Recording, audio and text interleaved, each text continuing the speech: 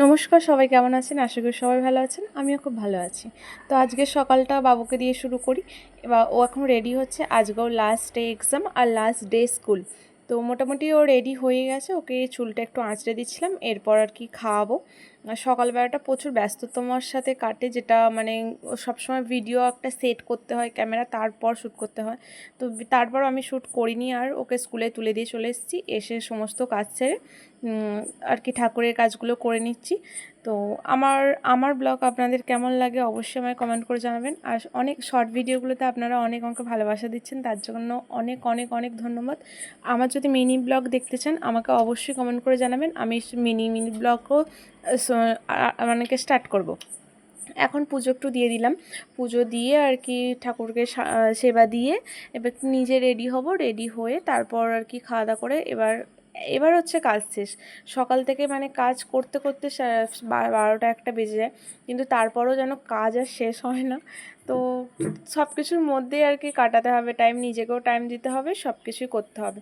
একটা সংসারে যে কত যে কাজ থাকে সেটা একমাত্র যারা সংসার মেনটেন করে তারাই জানে। যেহেতু আমার এখানে একার সংসার, তো তার কারণে আর কি আমাকে সবটাই একাকে ম্যানেজ করতে হয়।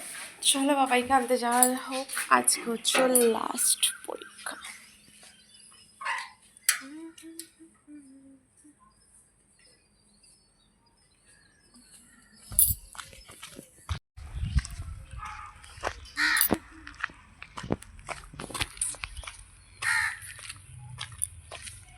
এখন যাচ্ছি বাবাইকে আনতে, নিয়ে আসি। ওর আজকে লাস্ট স্কুল, লাস্ট এক্সাম।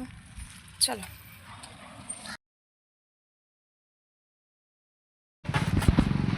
আজকে হচ্ছে বাবাইয়ের লাস্ট ডে এক্সাম। আজ লাস্ট ডে এক্সাম, তার জন্য কোল্ড ড্রিঙ্কস একটা ট্রিট, তাই তো?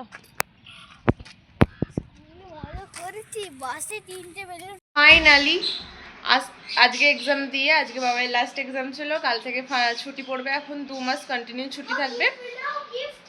হ্যাঁ, দেবো দেবো। তো